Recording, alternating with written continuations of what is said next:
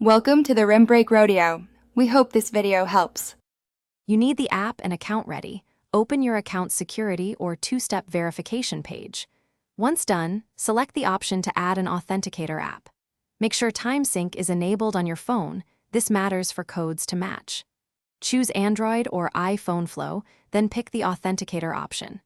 You'll see a QR code or a manual key. Prepare your phone to scan it now so the account can be linked securely. Once the QR code appears, open Google Authenticator and add a new account by scanning. If you can't scan, tap Manual Entry and type the key. After adding, the app shows a rotating 6-digit code. Enter that code back on the website within the time window.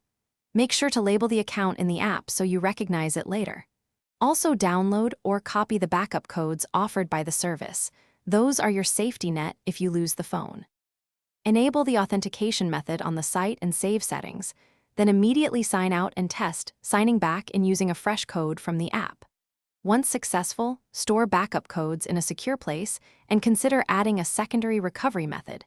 If a code is rejected, first make sure your phone's time is set to automatic network time, resync if necessary, then try re-adding the account using the manual key. That single troubleshooting step solves. Thanks for watching. Consider subscribing if we helped you.